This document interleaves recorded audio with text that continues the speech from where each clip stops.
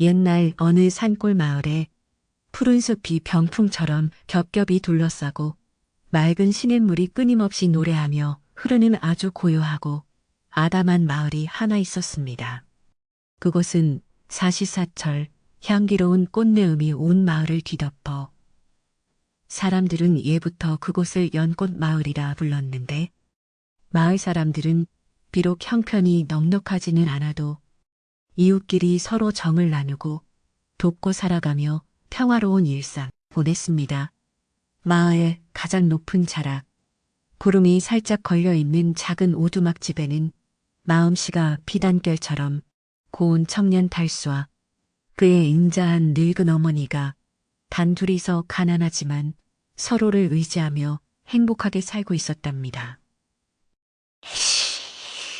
하지만 평화롭던 달순의 집에도 어느 날부터인가 어두운 그림자가 들이오기 시작했는데 평소 정정하시던 어머니가 원인 모를 깊은 병에 걸려 자리에 눕게 되신 것입니다. 달수는 매일 새벽같이 일어나 산에 올라가 몸에 좋다는 온갖 약초를 캐오고 시장에 나가 일을 하며 비싼 약을 사다 다려 드렸지만 어머니의 병세는 나날이 깊어만 가서 이제는 물 한 모금조차 제대로 넘기지 못할 정도로 기운이 쇠약해지고 말았습니다. 달수는 잠든 어머니의 마른 손을 잡고 밤새 눈물을 흘리며 제발 어머니가 예전처럼 건강하게 웃으실 수만 있다면 세상 그 무엇이라도 할 수 있겠다고 하늘에 간절히 빌고 또 빌었습니다. 달수는 매일 아침 차가운 우물물에 손을 씻으며 정성을 다해 어머니의 병수발을 들었는데 혹여나 어머니가 추우실까봐 낡은 구들장을 정성껏 고치고 산에서 땔감을 잔뜩 해와 방을 따뜻하게 데워드렸습니다. 그는 자신의 끼니는 거르더라도 어머니를 위해서는 구수한 미음을 쏘아 올렸고 어머니가 쓴 약을 드실 때면 옆에서 부채질을 해드리며 어린 어머니의 곁을 한시도 떠나지 않고 지켰습니다. 마을 사람들은 그런 달수의 지극한 효심을 보며 안타까운 마음에 혀를 끌끌 찼고 저토록 착한 효자에게 왜 이런 시련이 닥친 것인지 하늘을 원망하며 모두가 제이처럼 걱정을 해주었습니다. 어느덧 시린 바람이 부는 초겨울이 찾아오자 어머니의 기침소리는 더욱 거칠어졌고 마을에서 가장 용하다는 의원 할아버지가 달순의 집을 찾아와 어머니의 맥을 짚어보게 되었습니다. 의원 할아버지는 한참 동안이나 깊은 한숨을 내쉬더니 고개를 가로저으며 말씀하시기를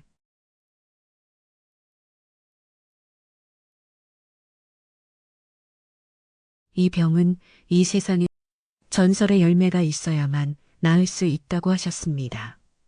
달수는 그 말을 듣자마자 눈을 반짝이며 그것이 대체 무엇인지 물었고 의원 할아버지는 아주 조심스러운 목소리로 천년에 한 번 열린다는 천년의 열매에 대한 신비로운 이야기를 들려주기 시작했습니다.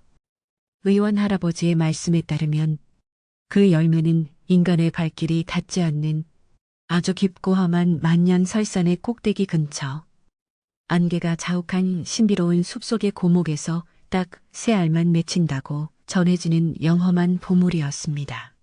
하지만 그곳에 가는 길은 너무나도 험난하여 사나운 짐승들이 앞길을 가로막고 사람의 마음을 시험하는 기이한 환영들이 나타나기 때문에 여태껏 그 열매를 구하러 갔던 사람들 중에 무사히 돌아온 이가 아무도 없다고 하셨습니다. 달수는 그 무시무시한 경고를 들으면서도 가슴 한구석에서 희망의 불꽃이 피어오르는 것을 느꼈고 어머니를 살릴 수 있는 유일한 방법이 그것뿐이라면 기꺼이 목숨을 걸겠다고 다짐했습니다. 그날 밤 달수는 잠든 어머니의 초췌한 얼굴을 바라보며 만약 자신이 돌아오지 못하면 어머니를 돌볼 사람이 없다는 생각에 잠시 망설였으나 이대로 가만히 앉아 어머니를 보내드릴 수는 없다는 결론을 내렸습니다. 그는 어두운 방 안에서 집신 끈을 다시 묶고 여행을 떠날 채비를 하며 창밖에 차가운 달빛을 머금은 산등성이를 응시했는데 지 높은 산 어딘가에 숨겨져 있을 신비한 열매가 마치 어머니의 생명줄인 것처럼 느껴져 가슴이 두근거렸습니다. 달수는 어머니가 깨지 않도록 조용히 짐을 챙기며 속으로 몇 번이고 다짐하기를 기필코 그 열매를 얻어 돌아와 어머니의 얼굴에 환한 웃음을 되찾아 주겠노라고 스스로에게 굳게 약속했습니다. 다음 날 새벽 달수는 마을의 소신을 모시는 커다란 당산나무 아래로 달려가 정성껏 마련한 맑은 물 한 사발을 떠놓고 산신령님께 어머니의 쾌유와 자신의 안전한 여정을 도와달라며 간절히 고개를 숙였습니다. 그는 산의 험준함보다 어머니를 잃는 슬픔이 더 크다는 것을 알았기에 두려움을 떨쳐낼 수 있었고 나무 아래에 서서 마을의 평화로운 전경을 마지막으로 눈에 담으며 곧 다시 돌아올 것을 기약했습니다. 이른 아침에 차가운 안개가 달수의 옷깃을 적셨지만 그의 발걸음은 그 어느 때보다 단단하고 확신에 차 있었으며 마을 사람들은 잠든 시간에 그는 홀로 고독하고도 위대한 여정의 첫 발을 내디뎠습니다. 달수가 마을 어귀를 벗어나 산길로 접어들 때쯤 마을의 최고 어른인 박영감이 지팡이를 짚고 나타나 달수를 불러 세우더니 무거운 목소리로 산속에서는 눈에 보이는 것이 전부가 아니니 조심하라는 충고를 남겼습니다. 박영감은 사는 사람의 욕심을 가장 먼저 알아채고 벌을 내리는 법이니 부디 순수한 마음을 잃지 말라고 당부하며 달수의 손에 낡은 호신용 단검 하나를 쥐어주었는데 그것은 오래전 산꾼들이 쓰던 물건이었습니다.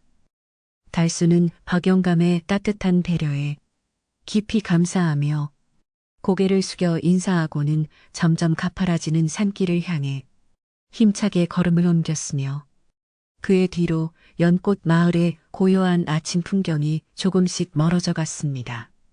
산으로 들어갈수록 나무들은 하늘을 가릴 만큼 울창해졌고 평소 보지 못했던 기이한 모양의 바위들과 이끼 낀 고목들이 달수를 압도하기 시작했는데 달수는 길을 잃지 않기 위해 나무 줄기에 작은 표시를 남기며 나아갔습니다.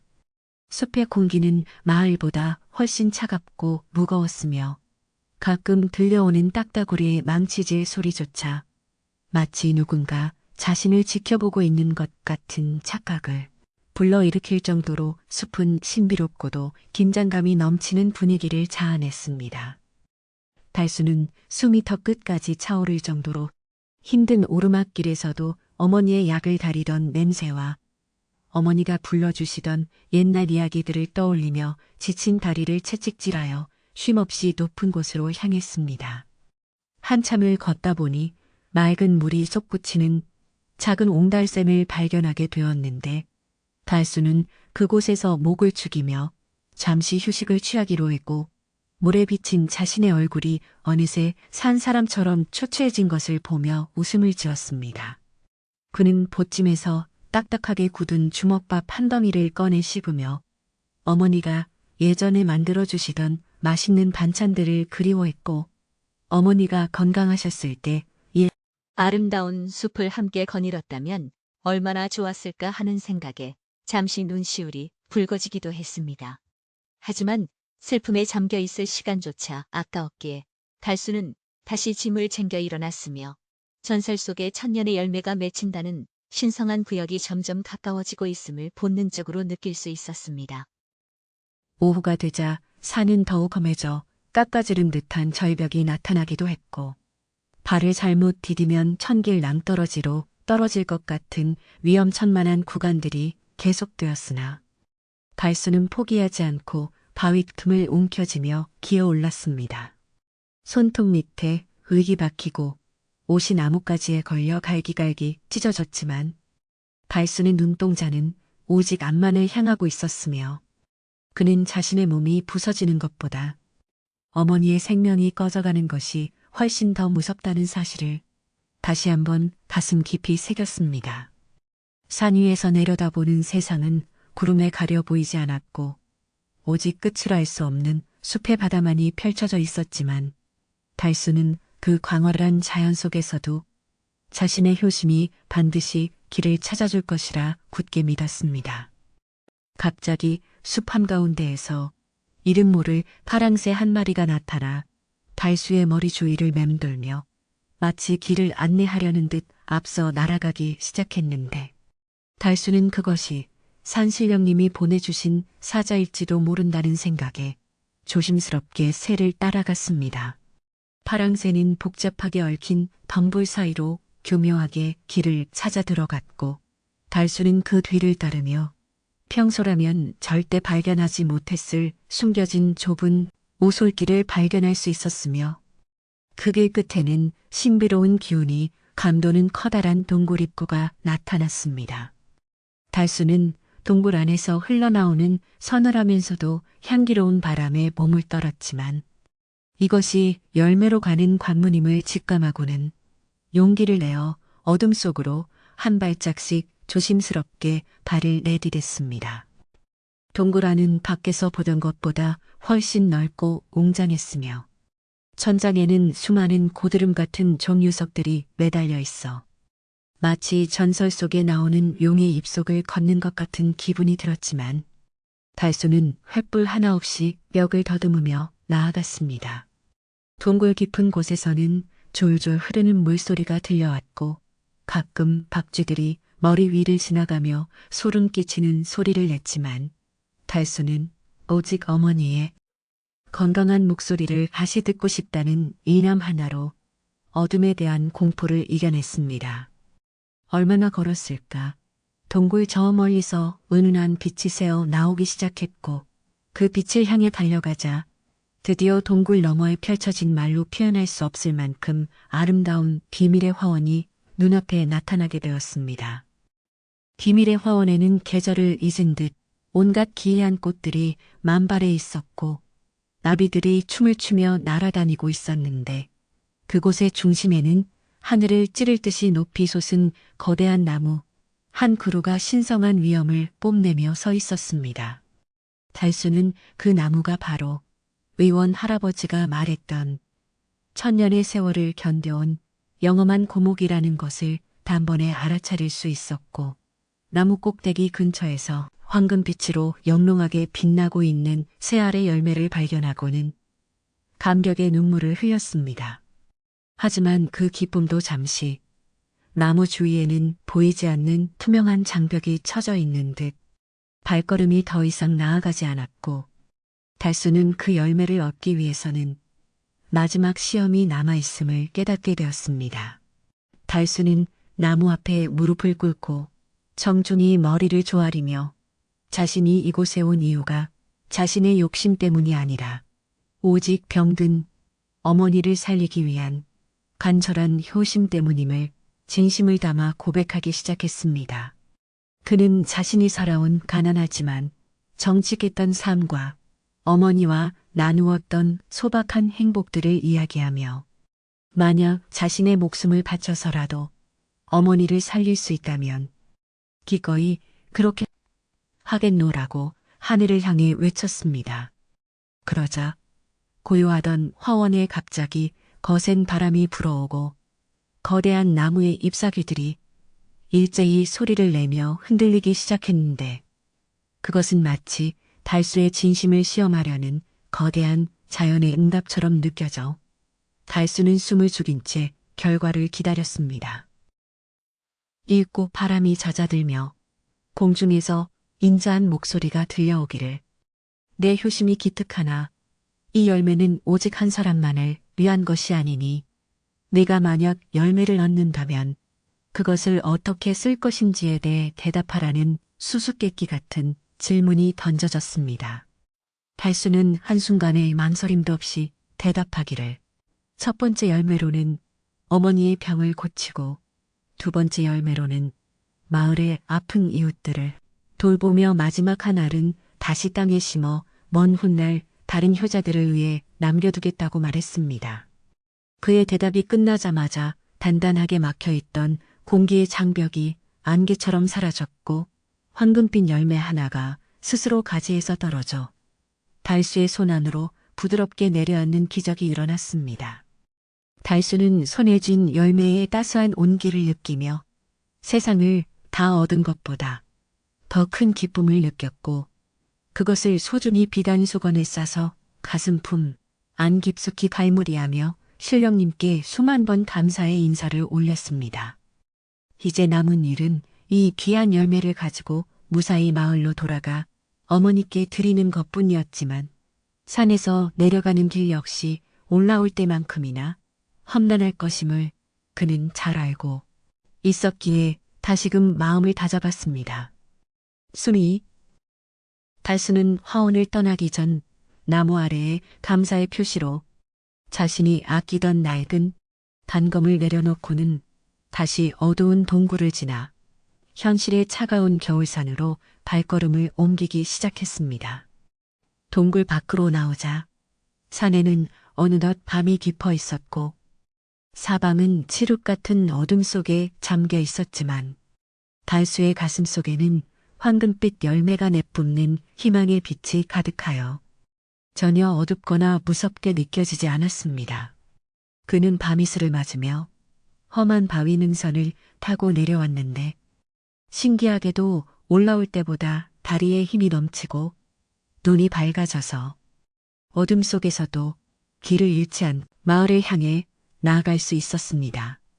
달수는 차가운 밤 공기를 가르며 달리는 동안에도 어머니가 이 열매를 드시고 자리에서 일어나 환하게 웃으실 모습을 상상하니 입가에 절로 미소가 번졌고 그 어떤 고통도 충분히 견뎌낼 수 있을 것 같았습니다. 그런데 마을 근처 숲길에 다다랐을 무렵 어둠 속에서 누군가의 기척이 느껴졌고 달수는 본능적으로 걸음을 멈추고 주위를 살폈는데 그것은 평소 달수의 집을 호시탐탐 노리던 마을의 욕심쟁이 최 씨가 보낸 사람들일지도 모른다는 불길한 예감이 들었습니다. 최 씨는 달수가 전설의 열매를 구하러 갔다는 소문을 듣고 그것을 빼앗아 임금님께 바쳐 큰 상을 받으려는 계획을 세우고 있었던 터라 달수의 귀환을 숨죽여 기다리고 있었던 것이었습니다. 달수는 주머니 속의 열매를 더욱 꽉 움켜쥐며 낮은 자세로 덤불 속에 몸을 숨겼고 마을로 들어가는 마지막 관문이 이토록 험난할 줄은 꿈에도 몰랐기에 심장이 터질 듯이 빠르게 뛰기 시작했습니다. 어둠 속에서 최 씨의 하수인들이 횃불을 밝히며 달수를 찾기 시작하자 숲은 순식간에 험악한 분위기로 변했고 달수는 그들의 눈을 피해 가시덩굴 사이를 헤치며 필사적으로 도망치기 시작했습니다. 나뭇가지에 긁혀 얼굴에 피가 흐르고 발목이 삐어 통증이 심해졌지만 달수는 오직 어머니를 향한 일념으로 고통을 참아내며 산짐승처럼 민첩하게 어둠 속을 누볐습니다. 그는 씨일당이 자신을 쫓는 이유가 그저 돈과 명예 때문이라는 사실에 분노를 느꼈지만 그들과 싸우기보다는 무사히 집으로 돌아가는 것이 최우선이었기에 지혜롭게 바위 뒤에 몸을 숨기며 기회를 엿보았습니다. 추격전은 밤새도록 계속되었고 달수는 마을의 지형을 누구보다 잘 안다는 이점을 이용해 최 씨 일당을 숲의 가장 깊고 험한 늪지대 쪽으로 유인한 뒤 자신은 좁은 바위 틈새를 통해 탈출하는 데 성공했습니다. 늪에 빠져 허우적거리는 그들의 고함 소리를 뒤로하고 달수는 마지막 남은 힘을 다해 마을 오두막집을 향해 달렸으며 저 멀리서 동이 트기 시작하는 새벽한 빛이 그의 앞길을 비추어 주었습니다. 온몸은 진흙투성이가 되고 숨은 턱 끝까지 차올라 금방이라도 쓰러질 것 같았지만 달수는 마침내 그리운 집 마당에 발을 들여놓을 수 있었고 떨리는 손으로 방문을 열어젖혔습니다. 방 안에서는 어머니의 가냘픈 신음소리가 들려왔고 달수는 서둘러 가슴속에서 황금빛 열매를 꺼내 정성스럽게 으깨어 어머니의 입술에 조금씩 흘려 넣어 드렸는데 그 순간 방 안이 온통 은은한 빛으로 가득 차며 신비로운 향기가 퍼져나갔습니다. 열매의 즙이 어머니의 목구멍을 타고 넘어가자마자 기적처럼 어머니의 창백했던 얼굴에 화색이 돌기 시작했고 거칠어 점차 평온해지며 깊은 잠에 드시는 것을 볼 수 있었습니다. 달수는 그제야 안도의 한숨을 내쉬며 방바닥에 그대로 주저앉았고 밤새 겪었던 그 모든 고난과 공포가 눈 녹듯 사라지는 것을 느끼며 하염없이 눈물을 흘렸습니다. 달수는 어두워지는 숲의 어둠 속에서도 어머니의 환한 미소를 떠올리며 다시금 집신끈을 단단히 고쳐매고는 전설 속에 열매가 있다는 더 깊은 산골을 향해 발걸음을 옮기기 시작했습니다. 차가운 밤바람이 옷깃을 스며들고 이름 모를 짐승의 울음소리가 등 뒤에서 들려왔지만 달수의 가슴 속에는 오직 어머니를 살려야 한다는 뜨거운 일념만이 불꽃처럼 타오르고 있어 무서움조차 잊은 채 험준한 바위산을 묵묵히 기어올랐습니다. 이것이 바로 어머니를 향한 지극한 효심의 시작이었으며 앞으로 달수가 겪게 될 수많은 시련과 기적 같은 모험의 서막이었으니 연꽃 마을의 전설은 이제 막 그 깊은 수업 백품 속으로 빨려 들어가고 있었습니다. 달수가 신비로운 황금빛 열매를 구해와 어머니를 살렸다는 소식은 이튿날 아침이 밝기도 전에 온 마을에 파다하게 퍼져나갔으며 동네 사람들은 저마다 하던 일을 멈추고 달순의 오두막집으로 몰려와 그 기적 같은 광경을 제 눈으로 확인하고 싶어 했습니다. 마을 우물가에서는 아낙네들이 물동이를 채우는 것도 잊은 채 달수가 겪었을 험난한 여정과 그가 가져온 열매가 얼마나 영롱한 빛을 내뿜었는지에 대해 침을 튀기며 이야기를 나누었고 아이들은 달수를 마치 전설 속의 영웅처럼 여기며 그의 집 앞마당을 기웃거렸습니다. 마을 전체가 오랜만에 활기로 가득 찼지만 그 활기 이면에는 보이지 않는 질투와 탐욕의 그림자가 조금씩 들이우기 시작했음을 눈치챈 사람은 그리 많지 않았습니다. 마을에서 가장 큰 기와집에 살며 넓은 땅을 소유하고 있던 욕심쟁이 최 씨는 자신의 하수인들이 늪지대에 빠져 허우적거리다 빈손으로 돌아왔다는 소식을 듣고는 머리 끝까지 화가 치밀어 올라 방 안의 기물들을 내던지며 분풀이를 해댔습니다. 그는 달수가 가져온 열매가 단순한 약초가 아니라 만병을 통치하고 영원한 젊음을 가져다주는 신령한 보물이라고 굳게 믿고 있었기에 그것을 제 손에 넣지 못한 것에 대해 극심한 분노와 상실감을 느꼈습니다. 최 씨는 당장이라도 달수를 끌고 와 열매를 빼앗고 싶었지만 마을 사람들의 눈이 무서워 겉으로는 인자한 척하며 속으로는 달수를 함정에 빠뜨려 열매의 출처를 알아낼 간사한 계략을 꾸미기 시작했습니다.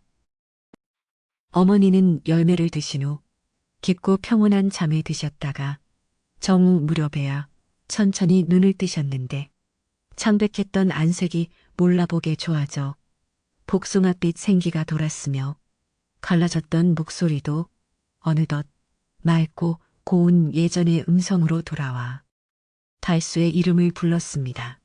달수는 어머니가 자신의 이름을 부르는 소리에 가슴이 벅차올라 어머니의 손을 꼭 잡고 한참 동안이나 눈물만 흘렸고 어머니는 그런 아들의 거친 손과 찢어진 옷자락을 보며 아들이 자신을 위해 얼마나 큰 고생을 했는지 짐작하고는 미안함과 고마움에 아들을 품에 안아 주었습니다. 방 안에는 여전히 황금빛 열매가 남긴 은은한 향기가 감돌고 있었고 그 향기는 모자의 고생을 위로하듯 따스하게 감싸주었습니다. 달수는 어머니가 깨어나신 것이 꿈만 같아 연신 어머니의 얼굴을 어루만지며 이제는 아무 걱정 마시고 푹 쉬시라고 당부했지만 마음 한구석에는 어젯밤 산에서 만났던 최씨 일당의 위협이 잔상처럼 남아 있어 완전히 마음을 놓을 수는 없었습니다. 그는 자신이 가져온 열매가 마을에 어떤 파장을 불러일으킬지 조금씩 걱정되기 시작했으며 단순히 어머니를 살리고 싶었던 순수한 마음이 타인들의 탐욕에 의해 변질될까봐 두려운 마음도 들었습니다. 하지만 달수는 자신이 산신령님께 했던 약속, 즉 두 번째 열매로는 이웃을 돕겠다는 다짐을 떠올리며 조만간 마을의 다른 아픈 사람들을 위해 다시 한번 산에 올라야 할지도 모른다는 생각을 남몰래 품었습니다. 마당으로 나온 달수는 집 주변을 서성이는 낯선 사내들의 시선을 느꼈는데 그들은 평소 마을에서 보지 못했던 험상궂은 인상의 사내들로 최 씨가 달수를 감시하기 위해 보낸 장정들이라는 것을 직감적으로 알 수 있었습니다. 그들은 달수가 밖으로 나오자마자 어색하게 시선을 피하며 딴청을 피웠지만 달수는 그들의 눈 속에 담긴 번뜩이는 탐욕을 보았고 자신의 일거수일투족 누군가에게 감시당하고 있다는 사실에 등골이 오싹해지는 기분이 들었습니다. 평화로웠던 연꽃 마을에 이방인들의 차가운 시선이 섞여들자 달수는 마치 맑은 우물물에 먹물 한 방울이 떨어진 것 같은 불길함을 느끼며 대문을 굳게 걸어 잠갔습니다. 오후가 되자 최 씨는 화려한 비단옷을 차려입고 가식적인 웃음을 지으며 직접 달순의 집을 방문했는데 그는 손에 비싼 고기와 곡물을 들고 와서 마치 달수의 효심에 감동한 이웃 어른인 양 행세를 하며 방 안으로 들이닥쳤습니다. 최 씨는 어머니의 건강을 묻는 척하면서도 끊임없이 달수의 눈치를 살피며 그 신비로운 열매가 어디서 났는지 아직 남은 것은 없는지 끈질기게 캐물어 달수를 당황하게 만들었습니다. 달수는 산신령님과의 약속을 지키기 위해 열매가 있는 정확한 위치를 말하지 않고 그저 깊은 산속에서 우연히 얻은 것이라며 둘러댔지만 최 씨의 눈동자는 달수의 대답이 길어질수록 더욱 날카롭게 빛나며 의심의 빛을 띄었습니다. 최 씨는 달수가 입을 열지 않자 교묘하게 말을 바꾸어 달수가 마을의 공동소유인 산에서 함부로 보물을 가져온 것은 법도에 어긋나는 일이라며 협박조로 몰아붙였고 만약 위치를 말하지 않으면 관가에 고발하여 엄벌에 처하게 하겠다고 으름장을 놓았습니다. 가난하고 정직하게만 살아온 달수는 최 씨의 기세등등한 말에 가슴이 떨리고 겁이 났지만 어머니를 살린 열매를 저런 욕심쟁이의 손에 넘겨줄 수는 없다는 생각에 입술을 깨물며 침묵을 지켰습니다. 최 씨는 달수의 단호한 태도에 화가 머리끝까지 치밀었지만 일단은 물러나기로 하고 집을 나서면서 조만간 큰 후회를 하게 될 것이라는 싸늘한 경고를 남기고는 사라졌습니다. 최 씨가 돌아간 후 마을 사람들은 최 씨의 기세에 눌려 달수에게 다가오기를 꺼려했고 마을에는 묘한 긴장감이 흐르기 시작했는데 사람들은 달수를 칭찬하면서도 한편으로는 최 씨의 눈치를 보며 달수와 거리를 두려는 이중적인 태도를 보였습니다. 달수는 한때 형제처럼 지내던 마을 친구들조차 자신을 피하는 것을 보며 깊은 슬픔을 느꼈고 단지 효심으로 이토록 복잡하고 괴로운 상황으로 번지게 되었는지 이해할 수 없어 괴로워했습니다.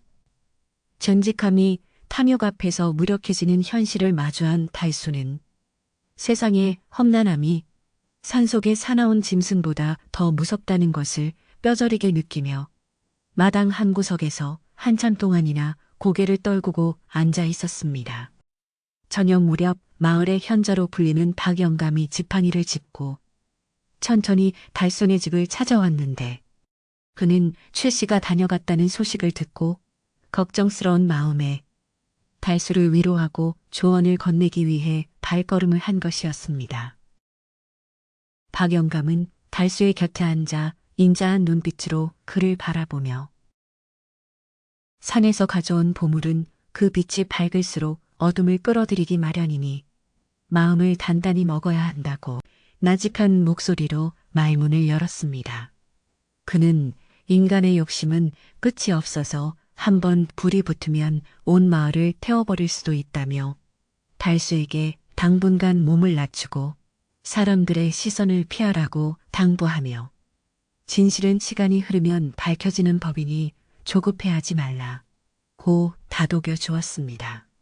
박 영감의 따뜻한 조언에 달수는 마음의 짐을 조금이나마 덜 수 있었지만 최 씨가 언제 다시 어떤 방법으로 자신과 어머니를 괴롭힐지 모른다는 불안감은 여전히 가시지 않아 밤새 잠을 이루지 못하고 뒤척였습니다. 그는 창문 너머로 비치는 달빛을 보며 산속 비밀의 화원에서 보았던 신성한 나무와 자신에게 길을 안내해 주었던 파랑새를 떠올렸고 그곳의 평화로운 대조되는 마을의 삭막한 분위기에 한숨을 내쉬었습니다. 달수는 만약 다시 산에 가게 된다면 그때는 열매를 위해서가 아니라 이 모든 혼란을 잠재울 지혜를 구하기 위해 가야 할지도 모르겠다고 생각하며 어머니의 고른 숨소리를 들으며 억지로 눈을 감으려 애썼습니다. 다음 날부터 마을에는 달수에 대한 이상한 소문들이 돌기 시작했는데 최 씨가 사람들을 시켜 달수가 사실은 산신령의 물건을 훔쳐온 도둑이라거나 그 열매를 먹으면 나중에 큰 재앙이 닥칠 것이라는 흉흉한 이야기를 퍼뜨린 것이었습니다. 순박했던 마을 사람들은 최 씨의 교묘한 거짓말에 조금씩 흔들리기 시작했고 달수를 보면 수군거리거나 생겨나 달수의 마음은 달기달기 찢어지는 듯한 아픔을 느꼈습니다. 달수는 억울함에 가슴을 치며 소리치고 싶었지만 자신이 무슨 말을 해도 이미 최 씨의 권력과 돈에 눈이 먼 사람들에게는 들리지 않을 것이라는 사실을 깨닫고 그저 묵묵히 어머니의 곁을 지키며 집 밖으로 나가지 않았습니다. 설상가성으로 최 씨는 관가의 포졸들을 매수하여 달수의 집을 수색하게 했고 그들은 신성한 열매를 숨겨두었는지 확인한다며 방 안의 가재도구들을 함부로 내던지고 병석에서 이제 겨우 일어난 어머니를 겁박하는 무례한 짓을 저질렀습니다. 달수는 어머니를 보호하기 위해 포졸들 앞을 가로막으며 필사적으로 저항했지만 힘없는 백성에 불과했던 그는 바닥에 내팽개쳐졌고 놀란 가슴을 진정시키지 못해 다시 얼굴이 창백해지며 바들바들 떠는 안타까운 상황이 벌어졌습니다. 다행히 숨겨둔 열매가 더 이상 나오지 않자 포졸들은 욕설을 내뱉으며 돌아갔지만 달수의 집은 풍비박산이 났고 달수의 가슴 속에는 최 씨에 대한 깊은 분노와 좌절감이 소용돌이쳤습니다. 마을 사람 중 몇몇은 포졸들이 휩쓸고 간 달순의 집을 보며 안타까워하기도 했지만 대다수는 최 씨의 보복이 두려워 근처에 오지도 못했고 마을의 인심은 흉흉해질 대로 흉흉해져 예전에 그 따뜻했던 연꽃 마을의 모습은 찾아볼 수 없게 되었습니다.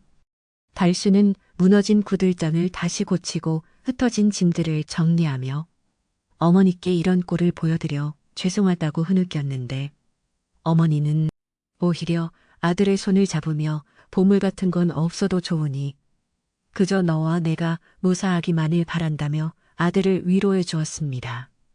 어머니의 인자한 목소리는 달수에게 다시 일어설 용기를 주었지만 그는 이대로 가만히 있다가는 최 씨가 더 큰 해를 입힐 것이 분명하다는 생각에 중대한 결심을 굳히게 되었습니다.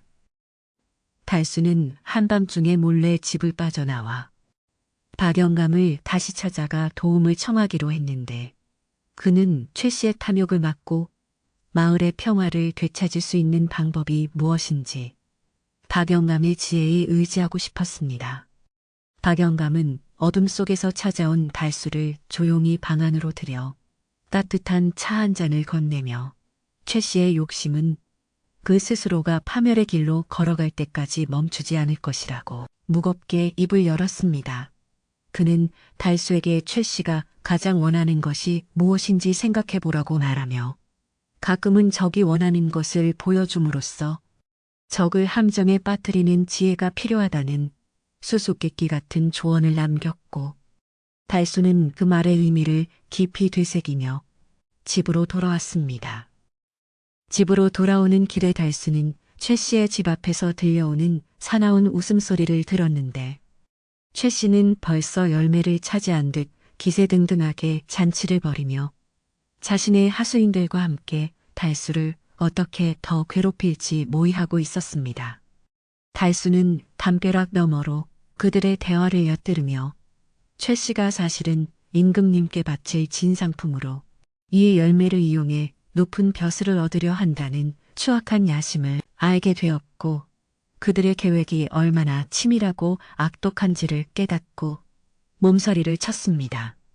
달수는 저들이 원하는 것은 열매가 아니라 그 열매가 가져다줄 권력과 부라는 사실을 명확히 인식하게 되었으며 그 탐욕을 이용해 그들을 산속으로 유인하여 산의 심판을 받게 해야겠다고 마음먹었습니다. 다음 날 아침 달수는 일부러 마을 사람들에게 들리도록 큰 소리로 다시 산에 올라가 남은 열매들을 가져오겠다고 선언했으며 이 소식은 즉시 최 씨의 귀에 들어갔고 최 씨는 예상대로 쾌제를 부르며 달수를 미행할 준비를 서둘렀습니다. 달수는 어머니께 잠시 다녀오겠다는 인사를 드리고는 마을 사람들이 본인 앞에서 당당하게 산길로 접어들었는데 그의 등 뒤로는 최 씨가 보낸 수많은 장정과 최 씨 본인이 직접 말을 타고 뒤쫓아오고 있었습니다. 달수는 그들이 자신을 따라오고 있다는 것을 알면서도 모르는 척하며 험준한 산길을 빠른 속도로 헤치고 나아갔고 산의 정령들에게 속으로 빌며 탐욕스러운 무리에게 산의 위험을 보여달라고 간절히 기도했습니다. 산속으로 깊이 들어갈수록 안개는 더욱 짙게 깔렸고 달수는 어젯밤 박 영감에게 들었던 대로 산의 지형과 기후 변화를 이용해 최 씨 일당을 혼란에 빠뜨리기 위해 일부러 가시덤불이 우거지고 늪이 많은 험로를 택해 걸음을 옮겼습니다. 최 씨와 그의 하수인들은 눈앞의 달수를 놓치지 않으려 안간힘을 썼지만 익숙하지 않은 산길에서 자꾸만 발을 헛디디고 옷이 찢어지는 고초를 겪으면서도 눈먼 탐욕 때문에 포기하지 않고 계속해서 달수의 뒤를 쫓았습니다.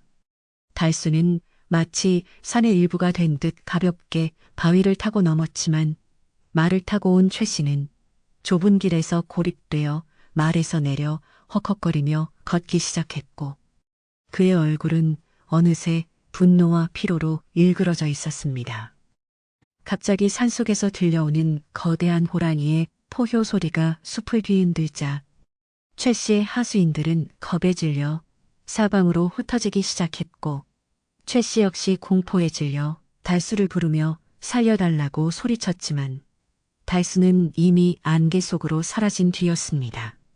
달수는 숲의 신비로운 힘이 자신을 보호해주고 있음을 느끼며 그들이 더 이상 자신을 쫓지 못할 만큼 깊은 숲의 미로 속으로 그들 몰아넣었고 최 씨는 홀로 남겨져 어둠이 내려앉는 숲속에서 길을 잃고 헤매는 처량한 신세가 되었습니다.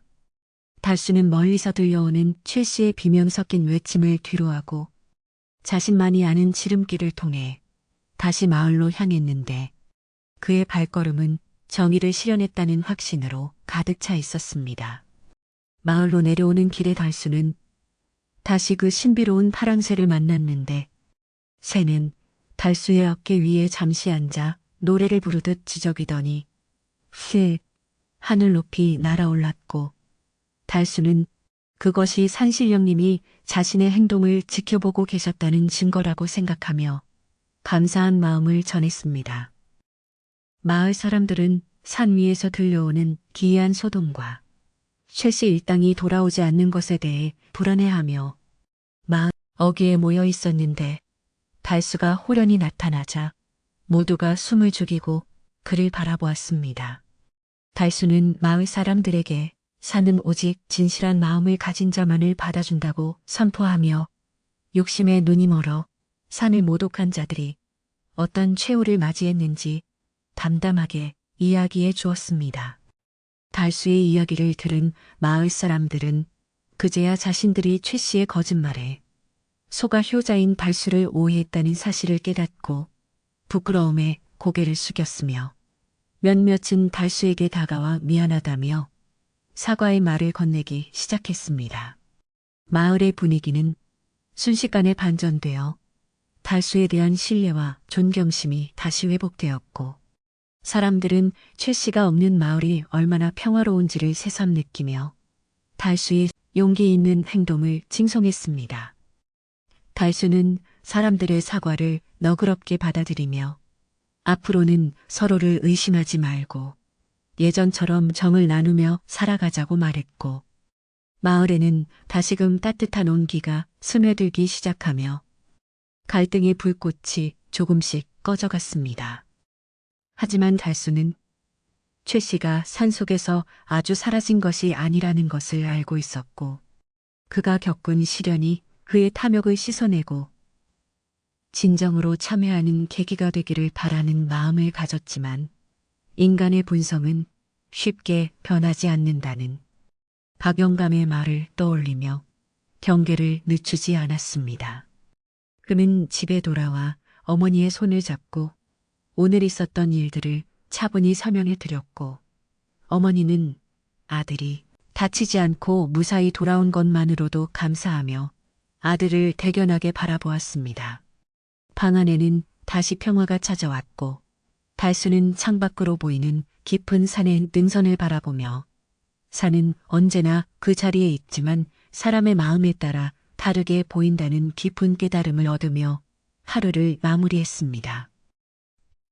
밤이 깊어지자 산에서 길을 잃고 헤매던 최 씨의 하수인들이 하나둘씩 만신창이가 된 모습으로 마을로 기어 들어왔지만 정작 우두머리인 최 씨의 모습은 보이지 않아 마을 사람들은 수군거리며 그가 정말 산신령의 벌을 받은 것이 아닌가 하는 추측을 내놓았습니다. 달수는 그들이 돌아오는 것을 보며 인간의 탐욕이 부른 비극적인 결과를 안타까워했지만 그것은 그들이 스스로 자초한 일이었기에 더 이상 마음 쓰지 않기로 하고 어머니를 위해 따뜻한 약을 다리기 위해 부엌으로 향했습니다.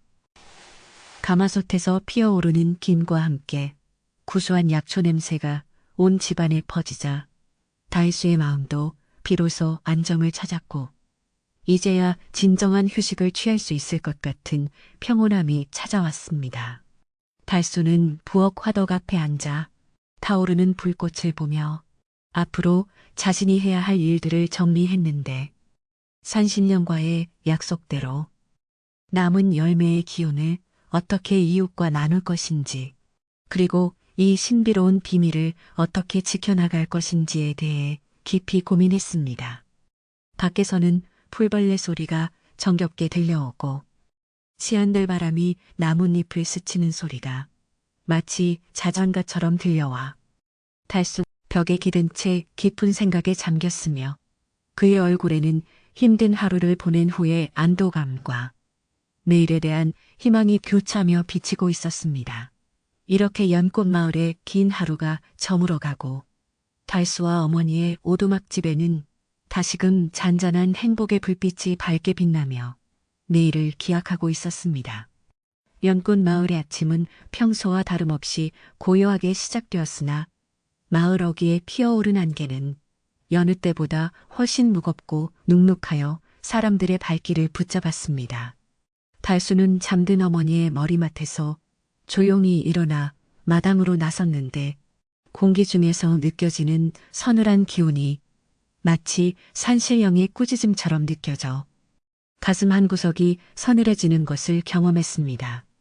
어제 산에서 보았던 그 신비로운 파랑새의 지저김은 들리지 않고 오직 까마귀들의 불길한 울음소리만이 숲속 저 멀리서 메아리치며 마을의 평온을 위협하고 있는 듯한 기이한 분위기가 감돌았습니다.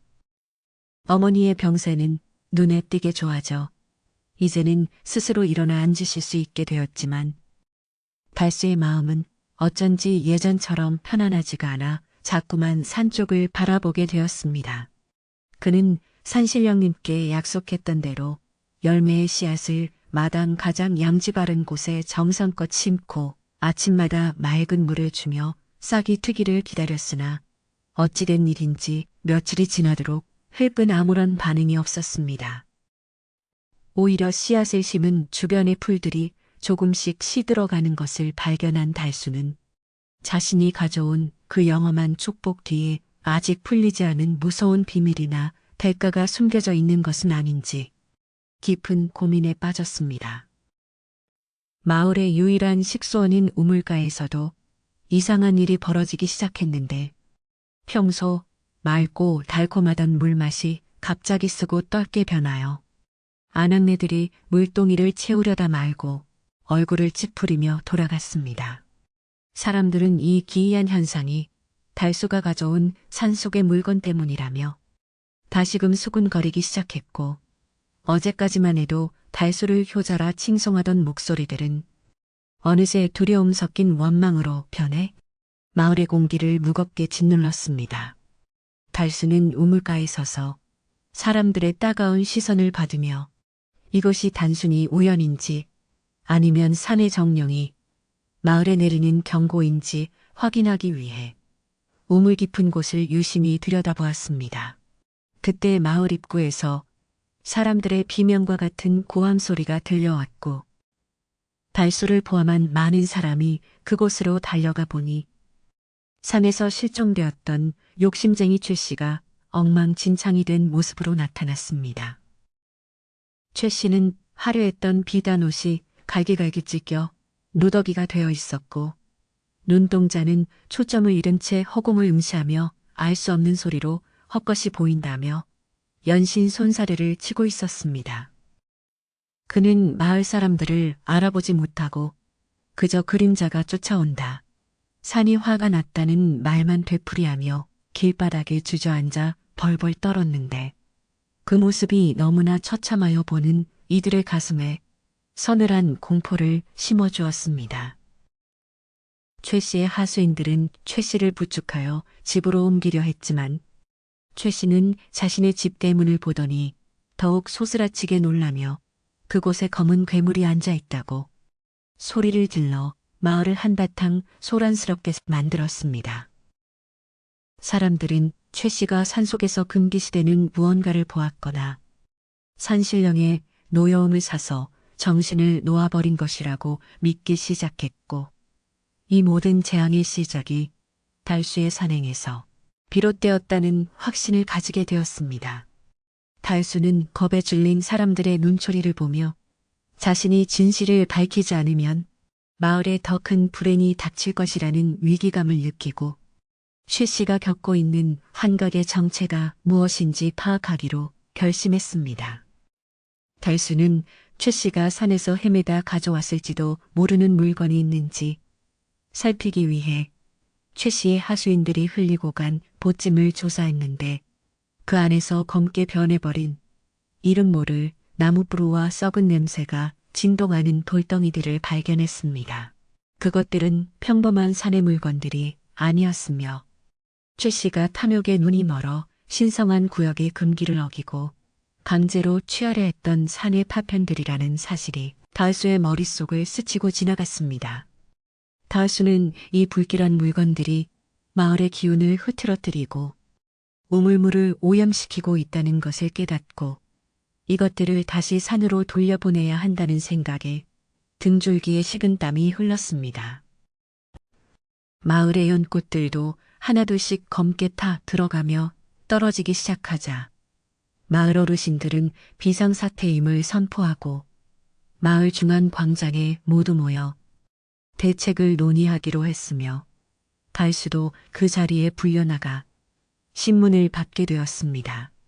사람들은 달수에게 네가 가져온 열매가 사실은 마을의 복을 앗아가는 저주가 아니냐며 거칠게 몰아붙였고 어떤 이들은 달수를 멈출 것이라고 극단적인 주장을 펼치기도 했습니다.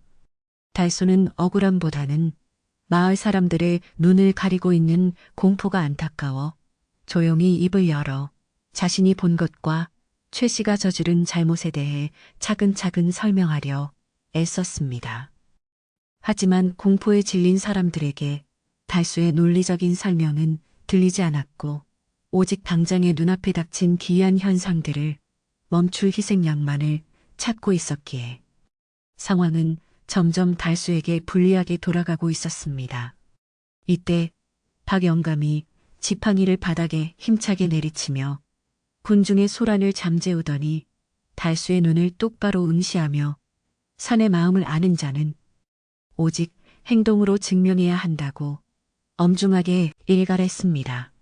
박 영감은 산은 빌려준 것을 되돌려 받으려 할 때 가장 무서워지는 법이니 달수 네가 결자해지 않은 심정으로 이 모든 일의 근원을 뿌리 뽑아야 한다고 조언하며 달수에게 마지막 기회를 주었습니다. 달수는 박 영감의 말에 깊이 고개를 숙이며 자신이 다시 산에 올라가 최 씨가 어지럽힌 신성한 땅을 정화하고 마을에 닥친 저주를 풀고 돌아오겠노라고 모든 마을 사람 앞에서 당당히 약속했습니다. 그는 만약 자신이 사흘 안에 마을의 평화를 되찾아오지 못한다면 마을을 스스로 떠나 다시는 돌아오지 않겠다는 무거운 조건을 걸었고 사람들은 반신반을 하면서도 달수의 결연한 태도에 일단은 그를 보내주기로 합의했습니다. 달수는 집으로 돌아와 다시 짐을 챙기며 이번 여행은 어머니를 살리기 위한 것보다 훨씬 더 큰 책임감을 어깨에 짊어진 고독한 싸움이 될 것임을 직감했습니다. 어머니는 다시 산으로 떠나려는 아들을 보며 말없이 그의 손을 꼭 잡아주셨는데 그 손길에는 걱정보다는 아들에 대한 깊은 믿음과 사랑이 담겨 있어 달수는 눈시울이 붉어지는 것을 참으며 미소를 지어 보였습니다.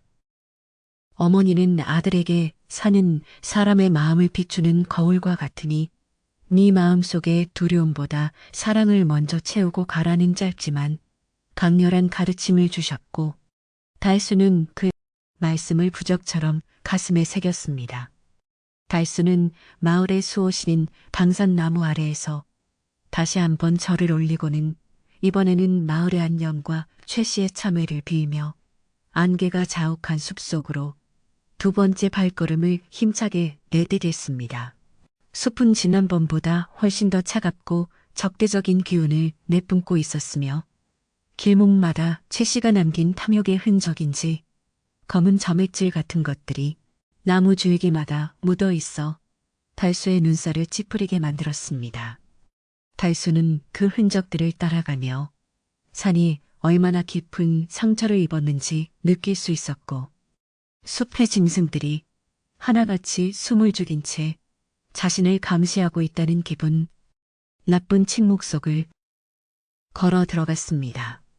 그는 자신이 가져온 맑은 물을 조금씩 땅에 뿌려 길을 정화하며 나아갔고 신기하게도 그가 지나간 자리에는 조금씩 안개가 걷히고 희미한 햇살이 비치기 시작하여 희망의 끈을 놓지 않게 해주었습니다. 어느덧 밤이 깊어 숲속에서 노숙을 하게 된 달수는 모닥불을 피워놓고 앉아 있었는데 어둠 속에서 수많은 눈동자가 자신을 지켜보고 있다는 것을 알았지만 예전처럼 무섭지 않았고 오히려 그들의 슬픔이 느껴지는 것 같았습니다. 달수는 배낭에서 어머니가 싸주신 주먹밥을 조금 떼어 숲의 짐승들을 위해 바위 위에 올려놓고는 나직한 목소리로 미안합니다. 당신들의 집을 더럽혔습니다. 라고 진심 어린 사과를 건넸습니다. 그러자 숲의 긴장감이 미세하게 풀리는 것을 느꼈고 멀리서 들려오던 늑대의 울음소리가 멈추며 고요한 밤의 평화가 잠시나마 달수의 주위에 머물러 그를 위로해 주었습니다. 다음 날 새벽 달수는 최 씨가 열매를 훔치려 했던 그 신성한 고목 근처에 다다랐으나 그곳은 이미 예전에 아름다웠던 화원의 모습이 아니었으며 검은 연기와 함께 꽃들이 모두 시들어버린 황량한 폐허로 변해 있었습니다. 달수는 그 처참한 광경에 가슴이 찢어지는 듯한 아픔을 느꼈고 최 씨가 열매를 따기 위해 나무에 가했던 도끼 자국들이 마치 자신의 살점이 파여나간 것처럼 쓰라리게 느껴져 나무를 껴안고 흐느꼈습니다. 신성한 나무는 생명력을 잃은 듯 잎사귀 하나 흔들리지 않았고 그 아래에는 최 씨가 흘리고 간 탐욕의 찌꺼기들이 도끼처럼 서려 있어 달수의 접근을 막으려는 듯 거세게 요동치고 있었습니다. 달수는 포기하지 않고 가슴 속에서 자신이 가져갔던 그 열매의 씨앗을 꺼내 나무의 상처난 부위에 정성스럽게 갖다 대며 자신의 생명력을 나누어 준다는 마음으로 간절히 기도하기 시작했습니다. 그는 나무에게 다시 한번 생명의 기운을 돌려줄 것을 빌며 만약 부족하다면 자신의 젊음이나 건강이라도 가져가서 이 숲을 예전처럼 돌려놓아 달라고 애원했는데 그의 진심 어린 눈물이 나무줄기를 타고 흐르며 검은 도끼를 조금씩 씻어내기 시작했습니다. 그러자 죽은 듯 고요하던 숲에 낮은 진동이 울려 퍼지며 땅속 깊은 곳에서부터 거대한 생명의 에너지가 다시 솟구쳐 오르는 기적 같은 현상이 일어나기 시작했습니다. 갑자기 나무 뒤편에서 거대한 빛의 형체가 나타났는데 그것은 지난번보다 훨씬 더 위험 있고 거대한 산신령의 본 모습이었으며 그는 달수의 희생정신과 변치 않는 효심을 지켜보고 있었다는 듯 인자한 미소를 머금고 있었습니다. 산신령은 달수에게 인간의 욕심이 숲을 병들게 했지만 너의 눈물이 그 도끼를 닦아내었으니 이제 마을에 닥친 재앙도 곧 멈출 것이라고 선포하며 달수의 손바닥 위에 작은 빛의 구슬 하나를 얹어 주었습니다. 이 구슬은 마을의 우물을 정화하고 사람들의 마음속에 깃든 공포를 씻어줄 산의 눈물이라 설명하며 달수에게 부디 이 평화를 잘 지켜달라는 마지막 당부를 남기고는 빛 속으로 사라졌습니다. 달수는 빛의 구슬을 소중히 품에 안고 산을 내려오기 시작했는데 산은 마치 그의 귀환을 축하하듯 오솔길마다 예쁜 꽃들을 피워냈고 파랑새가 다시 나타나 그의 머리 위를 즐겁게 날아다니며 길을 안내해 주었습니다. 산을 내려오는 그의 발걸음은 구름 위를 걷는 듯 가벼웠으며 숲의 공기는 다시 맑고 향기로운 예전의 상태로 돌아와 달수의 온몸을 상쾌하게 감싸 안아주어 피로조차 있게 만들었습니다. 달수는 멀리 보이는 마을의 풍경을 바라보며 이제 곧 모든 오해가 풀리고 다시 평화로운 일상이 찾아올 것이라는 확신에 차서 더욱 속도를 내어 마을을 향해 달려갔습니다. 마을에 도착한 달수는 가장 먼저 마을 중앙 우물가로 달려가 산신령에게 받은 빛의 구슬을 우물 안으로 조심스럽게 떨어뜨렸는데 우물물은 그 즉시 황금빛으로 소용돌이치더니 다시 맑고 투명한 물로 변해 넘쳐 흐르기 시작했습니다. 우물을 지켜보던 사람들은 그 광경을 보고 탄성을 질렀고 물을 떠서 맛을 본 이들은 그 청량함과 달콤함에 감동하여 달수 앞에 무릎을 꿇고 자신들의 어리석음을 자책하며 용서를 구했습니다. 달수는 사람들을 일일이 일으켜 세우며 이것은 자신의 능력이 아니라 우리 모두가 산을 공경하고 아껴야 한다는 교훈이라 말하며 마을의 안녕을 진심으로 축하해 주었습니다. 또한 달수는 최 씨의 집으로 달려가 환각에 빠져 고통받던 최 씨의 이마에 손을 얹고 산의 기운을 나누어 주었는데 최 씨는 깊은 한숨을 내쉬며 잠에서 깬 듯 눈을 떴고 자신의 잘못을 깨닫고는 뜨거운 참회의 눈물을 흘렸습니다.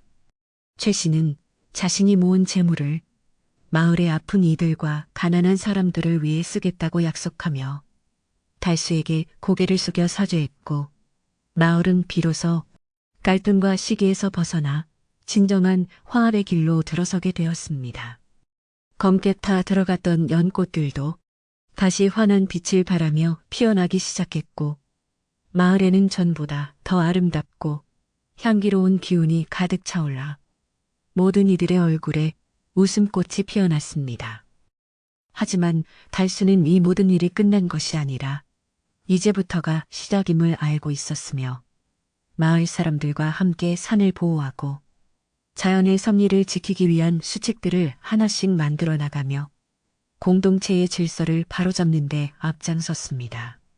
그는 단순히 열매를 가져온 효자가 아니라 마을의 정신적인 지주가 되어 사람들에게 겸손과 나눔의 가치를 가르쳤고 아이들에게는 숲의 소중함을 일깨워주며 미래를 준비하는 지혜로운 청년으로 거듭났습니다. 달수의 집마당에 심었던 씨앗에서도 드디어 작은 새싹이 돋아나기 시작했는데 그것은 세상 그 어떤 꽃보다도 찬란하고 고귀한 빛을 띠고 있어 보는 이들의 마음을 따뜻하게 정화해 주었습니다. 어머니는 마당의 새싹을 보며 달수에게 이 식물의 이름은 효심초라 부르는 것이 좋겠다고 말씀하셨고 달수는 그 이름이 마음에 쏙 들어 매일 정성껏 물을 주며 가꾸어 마을 전체에 그 향기가 퍼지게 했습니다. 마을 사람들은 이제 달순의 집을 시기하지 않고 오히려 자신들의 집에서 정성껏 마련한 음식들을 가져다 주며 서로의 안부를 묻는 훈훈한 풍경이 매일같이 이어졌고 연꽃 마을은 이름 그대로 세상에서 가장 아름답고 평화로운 마을이 되었습니다. 달수는 밤마다 마당에 앉아 달빛 아래 은은하게 빛나는 효심초를 바라보며 자신이 겪었던 그 험난한 여정이 결코 헛되지 않았음을 느끼며 깊은 만족감에 젖어들었습니다. 그러던 어느 날 달수는 마을 사람들 앞에서 그동안 숨겨왔던 산의 비밀과 자신이 보았던 환영들에 대해 진솔하게 털어놓으며 우리 마음속의 탐욕이 어떻게 재앙을 부르는지 그리고 그것을 극복하기 위해 어떤 노력이 필요한지 조언했습니다. 사람들은 달수의 이야기에 귀를 기울이며 자신들의 삶을 되돌아보았고 앞으로는 눈앞의 이익보다 이웃의 아픔과 자연의 경고를 더 소중히 여기기로 다짐하며 마을의 결속력을 더욱 단단히 다졌습니다. 달수는 이 공개적인 고백을 통해 마을에 남아있던 마지막 의심의 불씨마저 완전히 꺼뜨렸고 이제 진정한 의미에서의 평화가 마을 구석구석까지 깊숙이 뿌리를 내리게 되었음을 온몸으로 느낄 수 있었습니다. 마을은 다시 고요를 되찾았고 저녁 노을이 연꽃 마을을 붉게 물들일 때면 사람들은 집집마다 피어오르는 밥 짓는 연기를 보며 하루의 노고를 위로받았고 아이들의 웃음소리는 시냇물 소리와 어우러져 평화로운 교향곡을 만들어냈습니다. 달수는 어머니와 함께 소박한 저녁상을 마주 앉아 식사를 하며 비로소 진정한 행복이란 특별한 열매가 주는 것이 아니라 서로를 아끼고 이해하는 평범한 일상 속에 있다는 것을 깨닫게 되었습니다. 그는 어머니의 밥그릇 위에 정성스레 반찬을 올려드리며 앞으로 남은 인생 동안 이 마을과 어머니를 지키기 위해 자신이 해야 할 일들을 묵묵히 다짐하며 가장 평온한 밤을 맞이할 준비를 마쳤습니다. 이로써 달수의 모험은 단순한 개인의 효행을 넘어 마을 전체의 구원과 화합으로 이어졌으며 그가 산에서 가져온 가장 큰 보물은 황금빛 열매가 아니라 사람들의 마음속에 심어진 사랑과 정직의 씨앗이었다는 사실이 만천하에 드러나게 되었습니다. 연꽃 마을의 전설은 이제 전국의 산골 마을마다 퍼져나가 수많은 사람에게 감동을 주었고 달수는 그 이야기의 주인공으로서 영원히 기억될 준비를 마친 채 깊어가는 밤의 풍속으로 평화롭게 잦아들었습니다.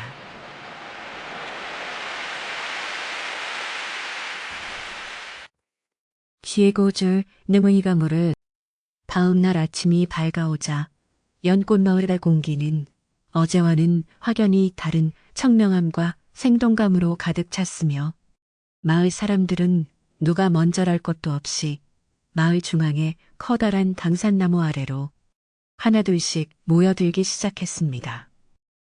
사람들의 얼굴에는 그동안 마을을 짓눌렀던 어두운 그림자가 사라지고 대신 서로에 대한 미안함과 새로운 희망이 섞인 묘한 표정들이 가득했는데 그들 가져온 기적과 최 씨의 참회가 마을을 어떻게 변화시킬지 기계대 섞인 눈빛으로 서로를 바라보았습니다.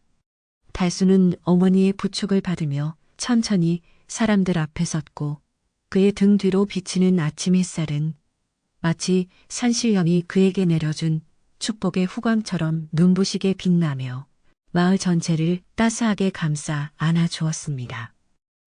마을 사람들이 모두 모이자 달수는 차분하고 낮은 목소리로 그동안 있었던 모든 오해와 갈등을 이제는 깨끗이 씻어내자고 제안하며 우리가 지켜야 할 진정한 가치는 황금빛 열매가 아니라 서로를 믿고 의지하는 마음이라고 강조했습니다. 그는 최 씨가 겪었던 고통 역시 개인의 잘못을 넘어서 우리 모두의 마음속에 자리 잡았던 작은 탐욕들이 모여 말하며 누구 한 명을 탓하기보다는 우리 모두가 함께 반성하고 나아가야 한다고 덧붙였습니다. 사람들은 달수의 깊은 속내와 포용력에 감동하여 고개를 숙였고 몇몇 사람들은 소매로 눈물을 훔치며 진심으로 자신들의 편협했던 행동을 뉘우치며 다시는 재물에 눈이 멀어 이웃을 외면하지 않겠노라고 다짐했습니다. 그때 최 씨가 평소에 거만한 태도를 완전히 버리고 흰 소복 차림으로 나타나 마을 사람들 앞에 무릎을 꿇었는데 그의 손에는 그동안 부당하게 모았던 땅 문서와 곡식 저장고의 열쇠들이 묵직하게 들려 있었습니다. 최 씨는 떨리는 목소리로 자신이 산에서 보았던 공포스러운 환상들이 사실은 자신의 추악한 욕심이 만들어낸 괴물이었음을 고백하며 이제는 모든 재산을 공동 창고에 기부하고 가난한 이들을 돕는 데 쓰겠다고 선언했습니다. 그는 달수에게 다가가 손을 꼭 잡으며 자신의 목숨을 구해주고 어두운 마음을 밝혀준 것에 대해 진심으로 감사를 표했고 마을 사람들은 최 씨의 극적인 변화에 처음에는 놀랐으나 이내 박수를 치며 그의 용기 있는 결단을 환영해 주었습니다. 달수는 최 씨의 손을 따뜻하게 맞잡으며 이제는 주인도 머슴도 없는 평등하고 따뜻한 연꽃 마을을 함께 만들어가자고 화답했고 마을 사람들은 약속이라도 한 듯 일제히 일어나 서로의 손을 잡고 강강 순례를 하듯 나무 주위를 돌며 축제 분위기를 만들었습니다. 그동안 최 씨의 횡포에 숨죽여 살았던 가난한 소작농들은 이제 자신의 땅에서 정직하게 땀 흘려 일할 수 있다는 희망에 부풀어 올랐고 마을의 아이들은 어른들의 밝은 미소를 보며 신이 나서 노래를 부르며 뛰어놀았습니다.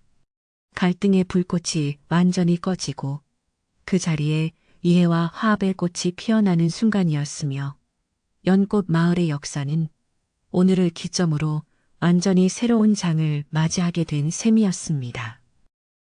마을의 화합을 다진 후 사람들은 가장 먼저 달순의 오두막집으로 달려가 최 씨의 하수인들과 포졸들에 의해 엉망이 되었던 집안 곳곳을 정성스럽게 수리해주기 시작했는데 어떤 이는 튼튼한 목재를 가져오고 어떤 이는 새 볏짚을 가져와 지붕을 새로 올렸습니다.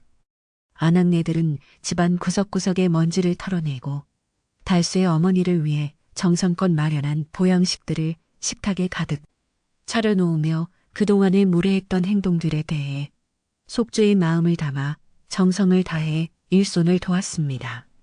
달수는 자신의 집이 예전보다 훨씬 더 튼튼하고 아름답게 고쳐지는 것을 보며 물질적인 보상보다 이웃들의 따뜻한 마음이 더 큰 선물임을 깨달았고 그의 가슴 속에는 말로 다 표현할 수 없는 벅찬 감동이 밀려왔습니다.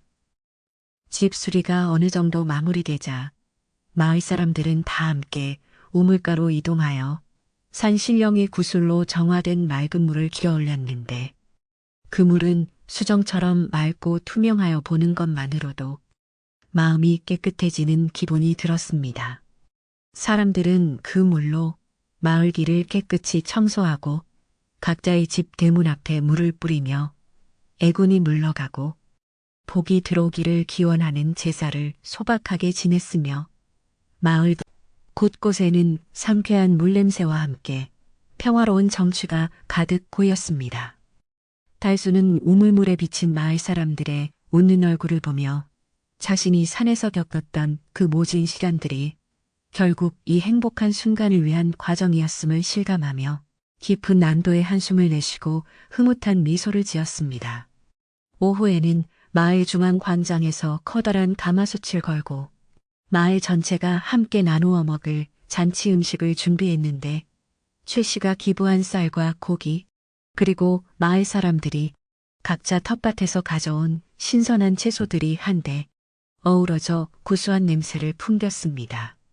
사람들은 너나 할 것 없이 팔을 걷어붙이고 음식을 만들며 그동안 서먹했던 감정들을 털어버리고 농담을 주고받으며 웃음꽃을 피웠는데 그 분위기는 마치 오래전 헤어졌던 가족이 다시 만난 것처럼 정겹고 포근했습니다. 달수는 어머니와 함께 상석에 앉아 마을 사람들의 정성을 대접받으며 이 평화가 오래도록 지속되기를 빌었고 마을의 어르신들은 달수의 효심이 마을을 구했다며 연신 그의 등을 두드리며 칭찬을 아끼지 않았습니다. 잔치가 무르익을 무렵 마을의 최고 어른인 박영감이 일어나 마을의 새로운 규약을 발표했는데 그것은 자연을 경외하고 이웃을 내 몸처럼 아끼며 탐욕을 경계하자는 아주 단순하지만 강력한 생활 지침들이 담겨 있었습니다. 박영감은 앞으로 연꽃 마을의 모든 대소사는 달수와 상의하여 결정할 것이며 달수를 마을의 새로운 젊은 지도자로 임명하겠다고 뜨거운 찬성과 지지를 끌어냈습니다. 달수는 뜻밖의 제안에 당황했으나 마을 사람들의 간절한 눈빛을 외면할 수 없어 겸허히 그 직책을 수락했고 이제부터는 자신의 집뿐만 아니라 온 마을의 평화를 지키는 파수꾼이 되겠노라고 굳게 결심하며 고개를 숙였습니다. 음식을 나누어 먹으며 사람들은 각자 산에 대한 경외심을 이야기하기 시작했는데 누군가는 숲에서 길을 잃었을 때 보았던 신비로운 빛에 대해 말했고 누군가는 산짐승들이 자신을 도와주었던 기이한 경험들을 털어놓으며 자연과 인간이 공존해야 한다는 깨달음을 공유했습니다. 달수는 사람들의 이야기를 조용히 경청하며 산신령님이 자신에게 주었던 가르침이 마을 사람들 모두의 가슴속에 이미 조금씩 싹트고 있었음을 발견하고 기뻐했으며 교육의 중요성을 다시 한번 절감했습니다. 마을은 이제 단순히 거주하는 장소를 넘어 서로의 영혼이 소통하고 대자연의 순리에 순응하는 신성한 공동체로 진화하고 있었으며 그 중심에는 달수의 변치 않는 진심과 효심이 든든한 뿌리가 되어 버티고 있었습니다. 잔치가 끝난 뒤 달수는 최 씨를 따로 불러 그의 집 뒤편에 버려진 낡은 사당을 정리하고 그곳을 마을 아이들을 위한 배움터로 만들면 어떻겠냐는 제안을 건넸고 최 씨는 아주 좋은 생각이라며 흔쾌히 동의했습니다. 최 씨는 자신의 죄를 씻는 마음으로 배움터를 짓는 데 필요한 모든 비용과 자재를 제공하기로 약속했으며 마을에서 글을 아는 선비들을 모셔와 아이들 예절과 지혜를 가르치는 계획을 세우는데 열중했습니다. 달수는 아이들이 올바른 가치관을 가지고 자라나야만 마을의 평화가 대를 이어 지속될 수 있다고 믿었기에 이 계획을 추진하며 가장 큰 보람을 느꼈고 최 씨와의 관계도 이제는 적대적인 관계에서 협력적인 동반자 관계로 발전하게 되었습니다. 저녁 무렵이 되자 마을 사람들은 각자의 집으로 돌아가며 남은 음식들을 이웃들과 나누어 가졌고 마을길에는 등불이 하나둘씩 밝혀지며 아늑한 밤의 풍경을 자아냈는데 그 등불들은 마치 마을을 지키는 작은 별들처럼 따뜻하게 빛났습니다.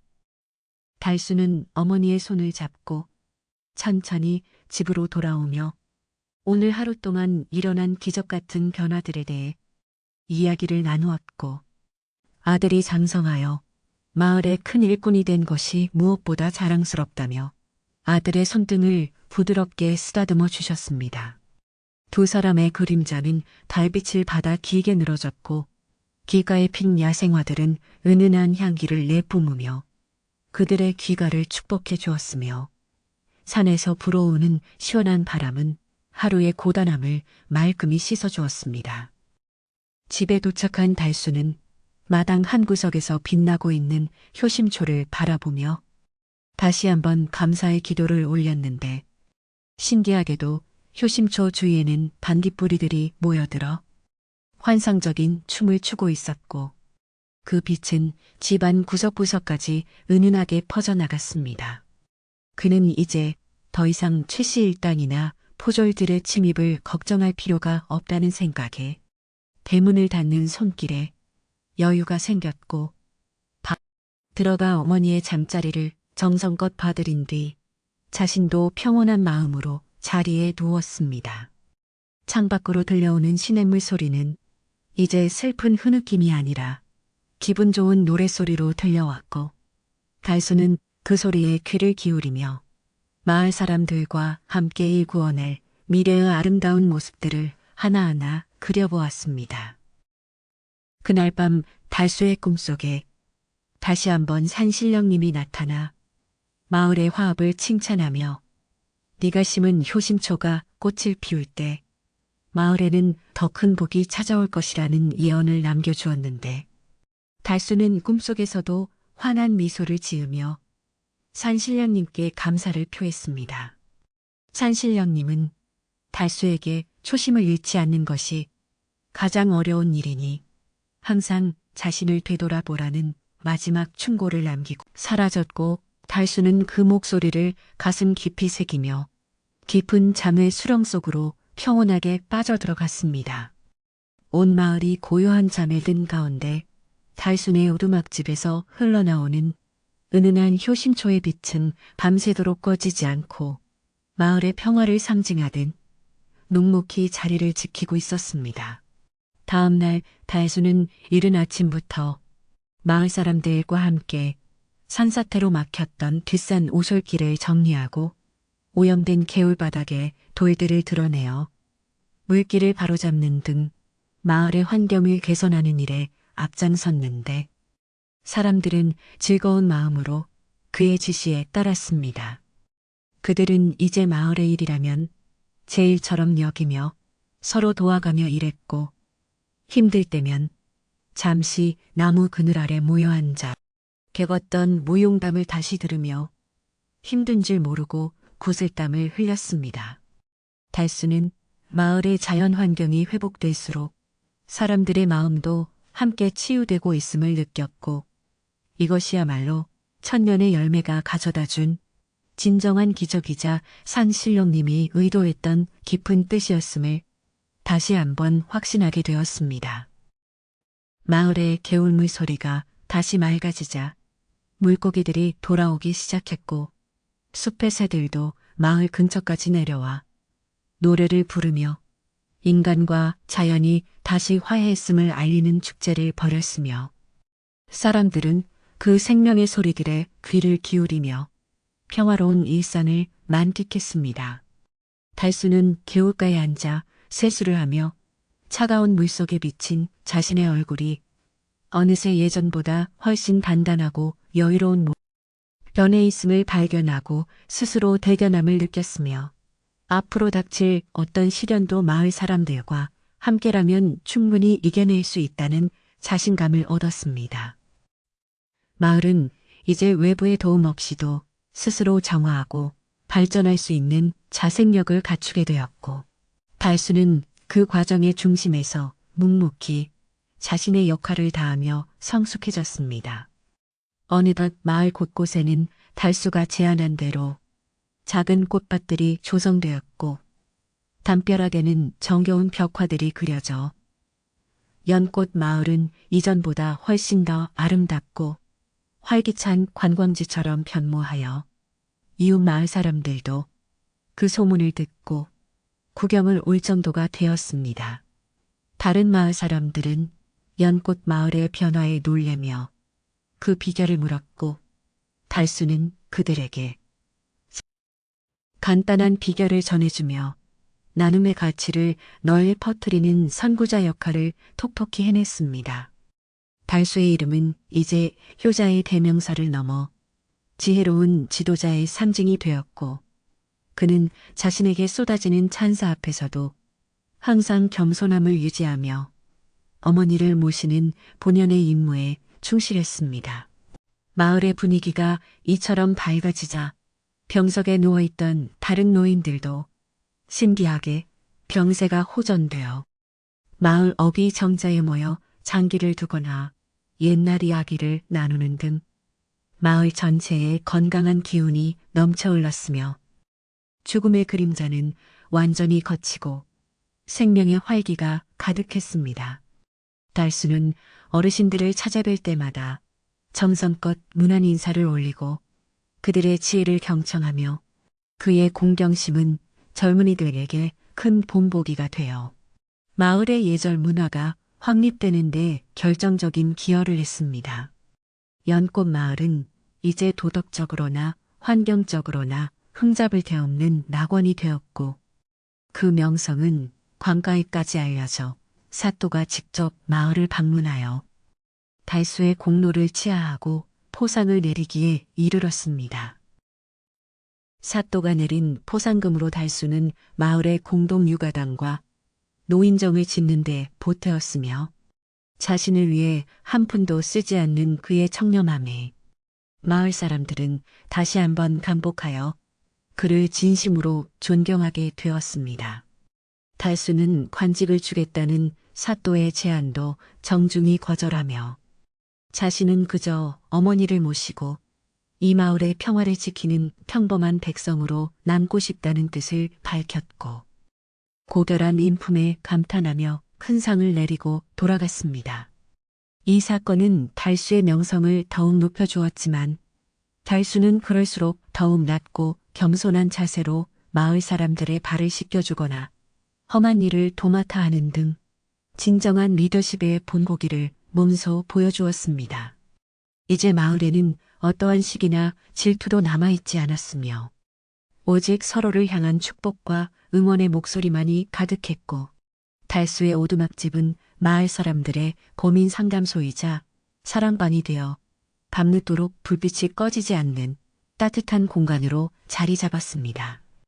달수는 매일 밤 사람들의 이야기를 들어주며 그들의 아픔을 어루만져 주었고 자신이 가진 작은 지혜로 마을의 갈등을 사전에 예방하는 등평화 전도사로서의 삶을 충실히 살아갔습니다. 그의 어머니는 그런 아들을 보며 기도의 끈을 놓지 않았고 아들이 걷는 길이 항상 밝고 평탄하기를 빌며 집안을 정갈하게 관리하고 마을 아낙네들에게 현명한 어머니의 덕목을 전수하며 조용한 내조를 이어갔습니다. 여름이 지나고 가을이 찾아오자 연꽃 마을의 들판은 황금 물결로 뒤덮였고 그 수확량은 예전의 배가 넘을 정도로 풍성하여 사람들은 하늘과 산에 감사의 제사를 올리며 기쁨의 눈물을 흘렸습니다. 달수는 풍년의 기쁨을 만끽하면서도 이것이 우리가 자연에 베푼 만큼 자연이 돌려주는 보답임을 잊지 말자고 당부했고 사람들은 정성껏 수확한 곡식의 일부를 산의 입구에 정성스레 놓아두는 전통을 만들었습니다. 인간과 자연 그리고 이웃과 이웃이 하나의 끈으로 연결된 연꽃 마을의 가을은 그 어느 때보다 풍요롭고 아름다웠으며 달수와 어머니의 미소는 익어가는 곡식보다 더 환하고 따뜻하게 빛나며 마을을 비추었습니다. 결국 연꽃 마을은 모든 갈등과 시련을 이겨내고 진정한 평화의 안식처가 되었으며 달수는 그 과정에서 겪은 수많은 경험을 바탕으로 더욱 깊고 넓은 마음을 가진 사람으로 성장하여 마을의 영원한 수호자로 남게 되었습니다. 이제 마을 사람들은 잠자리에 들 때마다 달수가 가져다 준 평화에 감사하며 내일을 걱정하지 않고 깊은 단잠에 빠져들 수 있게 되었고 마을의 밤 산들바람과 풀벌레 소리가 어우러진 평온한 자장가 속에서 조용히 깊어갔습니다. 달수는 창문을 열어 밤하늘의 밝은 달을 보며 자신이 처음 산에 올랐을 때의 간절함을 떠올렸고 지금의 이 평화가 얼마나 소중한 것인지 다시 한번 가슴에 새기며 하루를 경건하게 마무리했습니다.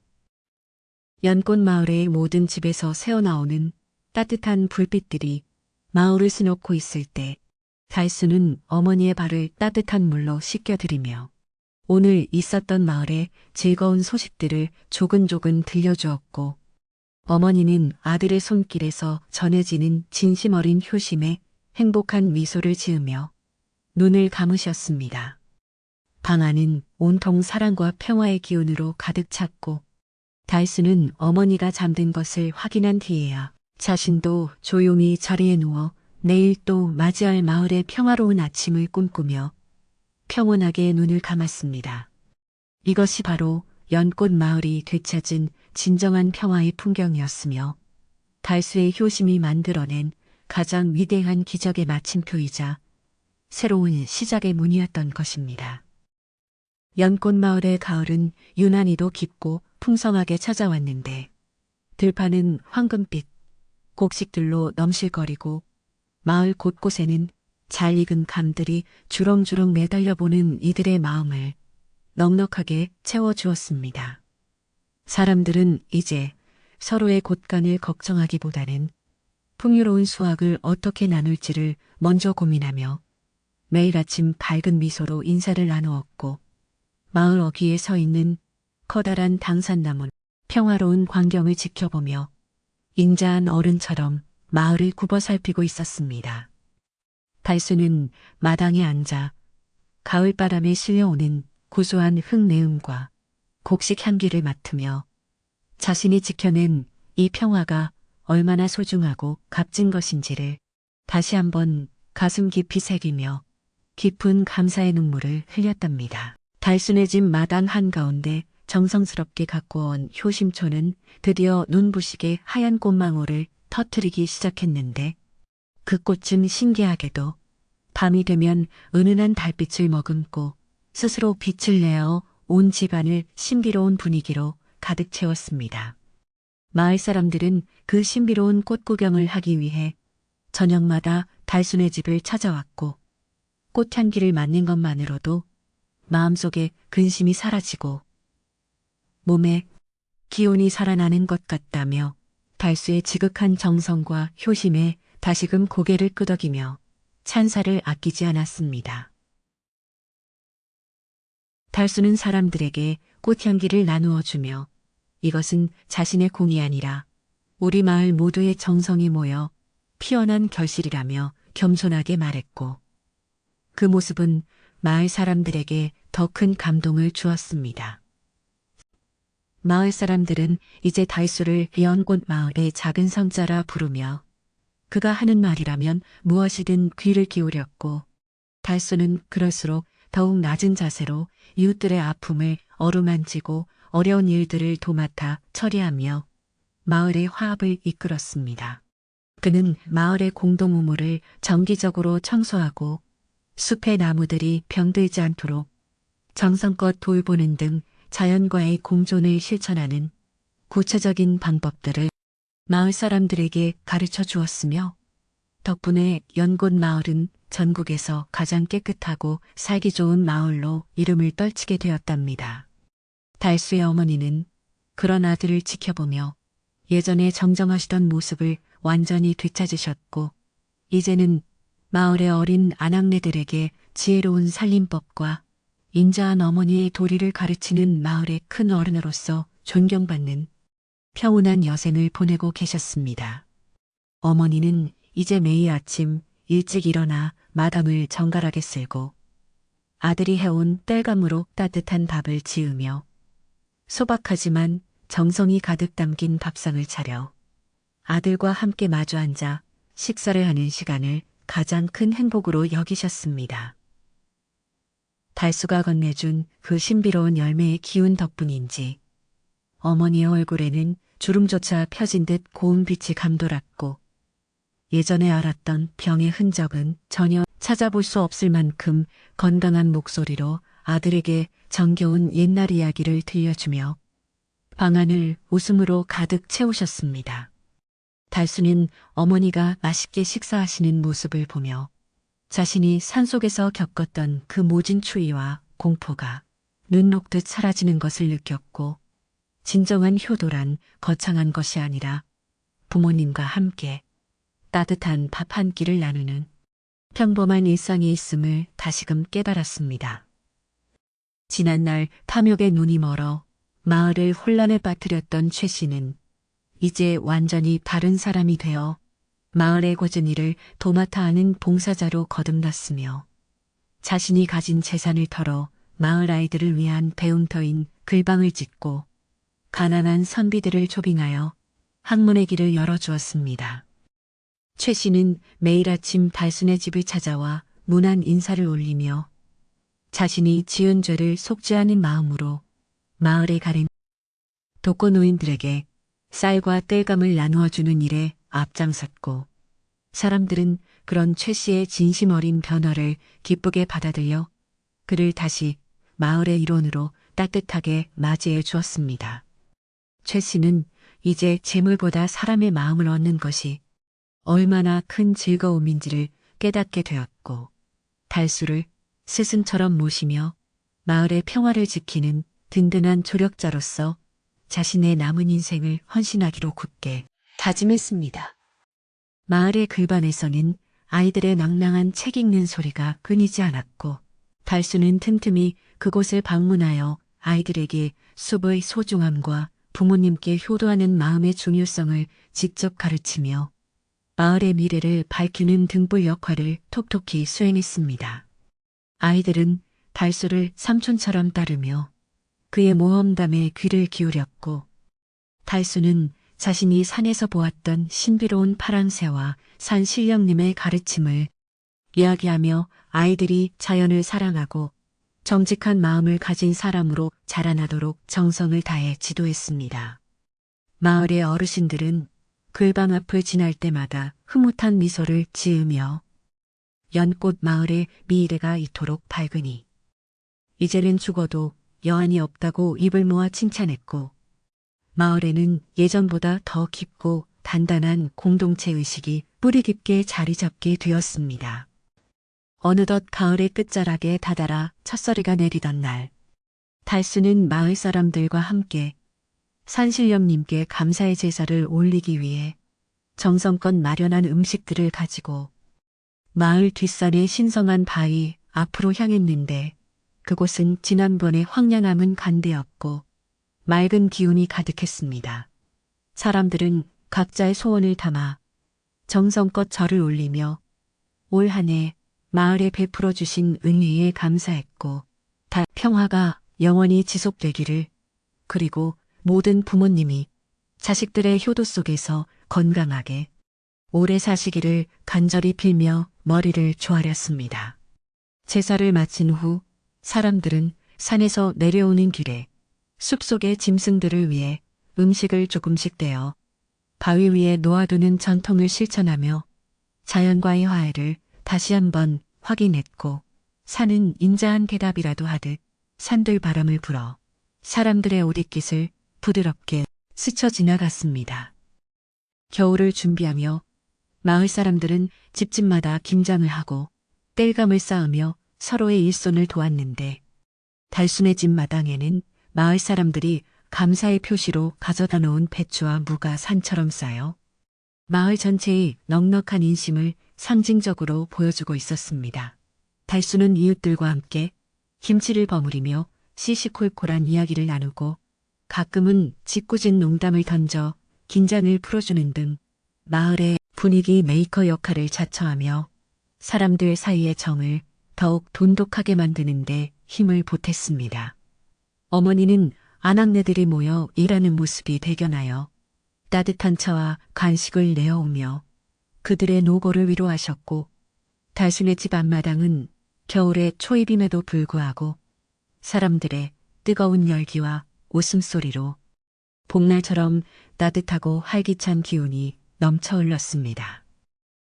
이제 연꽃 마을은 외부 사람들에게도 효심이 가득한 낙원으로 널리 알려져 다른 지방에서 효행을 배우러 오는 사람들의 발길이 끊이지 않았고, 달수는 그들에게 자신이 겪은 일들을 진솔하게 들려주며 효도란 특별한 기술이 아니라 부모님의 마음을 편안하게 해드리는 정성이라고 조언했습니다.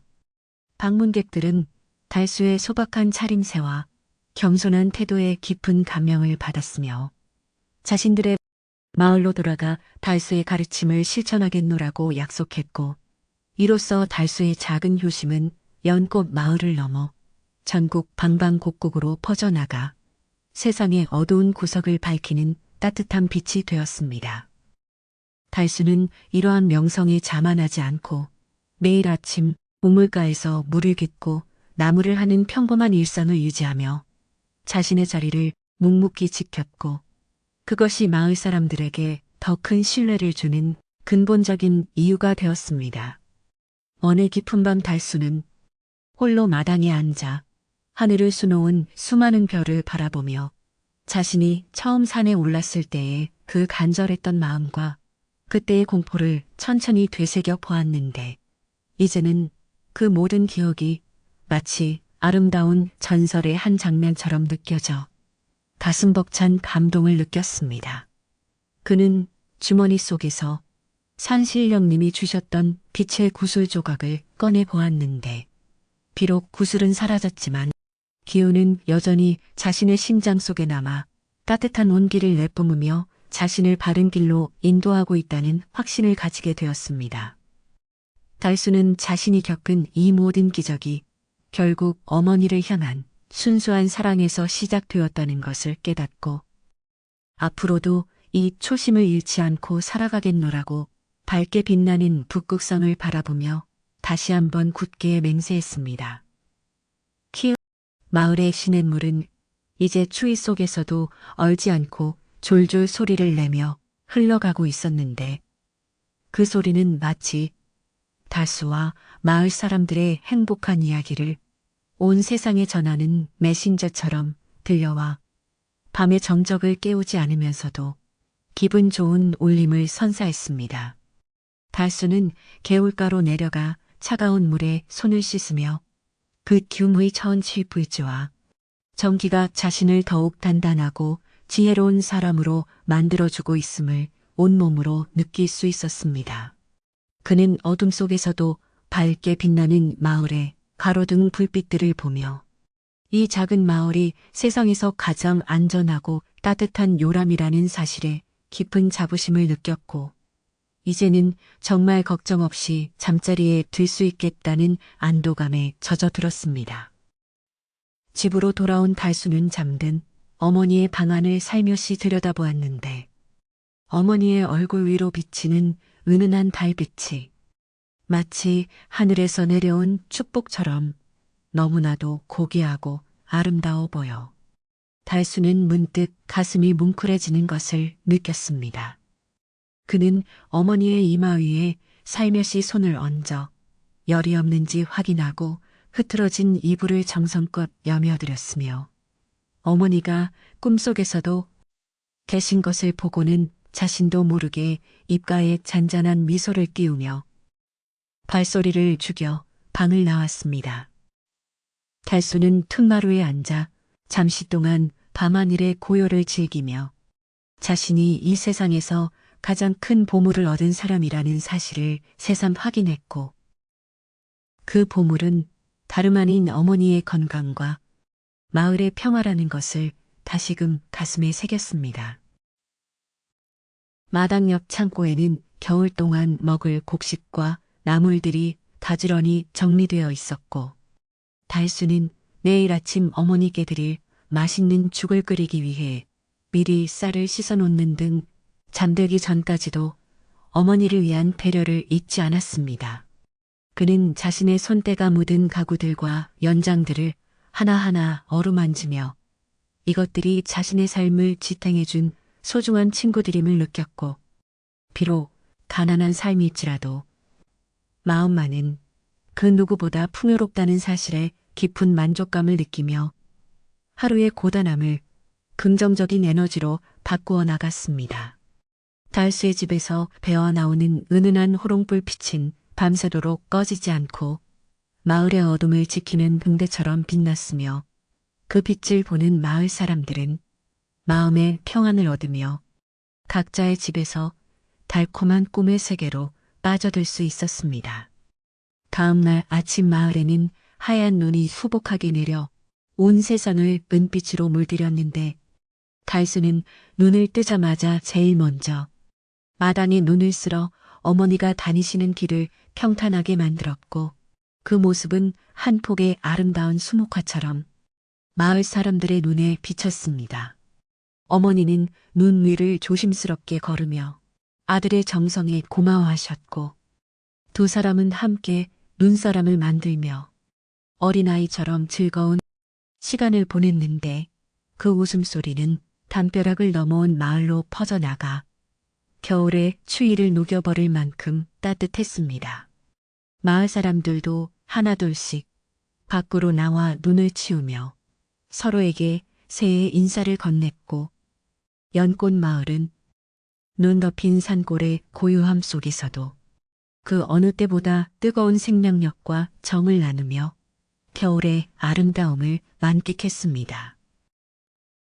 겨울이 깊어갈수록 마을의 글방에서는 아이들의 웃음소리가 더욱 커졌고 최 씨는 아이들에게 따뜻한 떡과 지케를 나누어주며 그들의 공부를 독려하는 등 마을의 인심은 더욱 두터워져만 갔으며 이제 마을에는 굶주리거나 추위에 떠는 이가 단 한 명도 없게 되었습니다.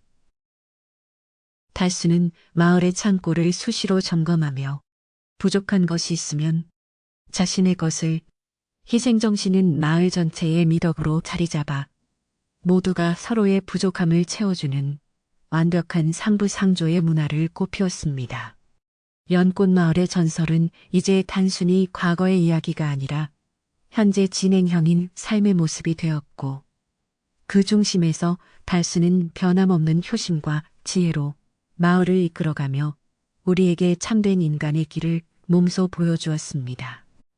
달수는 가끔 산을 바라보며 자신에게 길을 안내해 주었던 파랑새가 그립기도 했지만 산은 언제나 그 자리에 머물며 자신을 지켜보고 있다는 것을 알았기에 외롭지 않았으며 오히려 산의 일부가 된 것 같은 깊은 일체감을 느끼며 살아갔습니다. 그는 이제 험한 산을 오르지 않아도 숲의 소리를 들을 수 있었고 바람의 냄새만으로도 자연의 변화를 감지할 수 있는 신비로운 지혜를 갖추게 되었는데 이는 그가 산의 마음을 진심으로 이해하고 사랑했기 때문에 얻은 값진 선물이었습니다. 달수의 눈동자는 이제 산속의 맑은 옹달샘처럼 깊고 투명해졌으며 그의 말 한마디 한마디는 마을 사람들의 가슴 속에 깊은 울림을 주는 경부가 되어 마을의 정신적인 기둥으로 든든하게 버티고 서 있었습니다.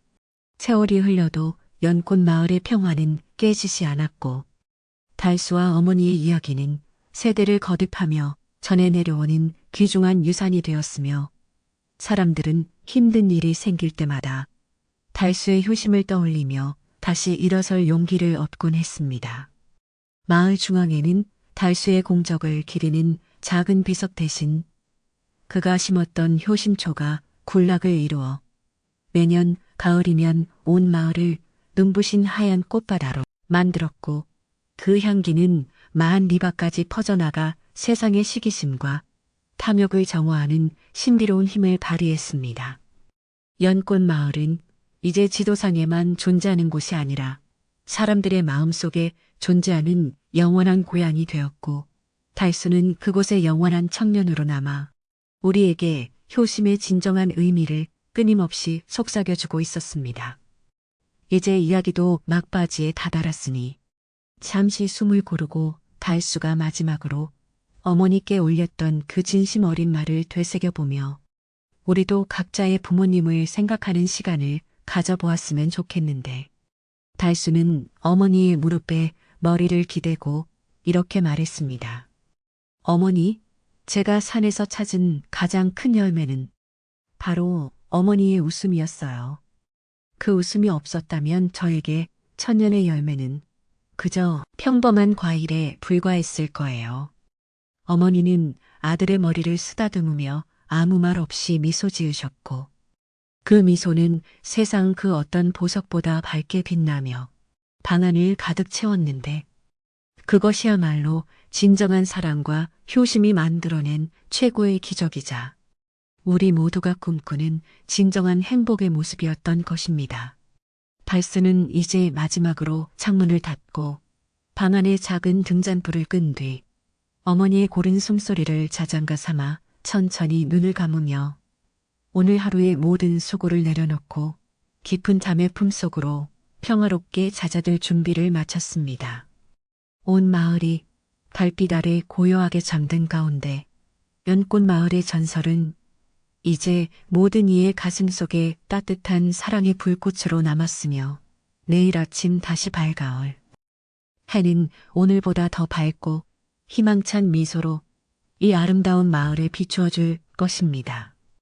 여러분도 이제 달수와 어머니처럼 평온하고 따뜻한 꿈을 꾸며 깊은 잠에 빠져드시길 바라며 마음속에 심어진 효심의 씨앗이 내일 아침 환한 꽃으로 피어나기를 간절히 기원하며 이 긴 이야기를 여기서 마칩니다.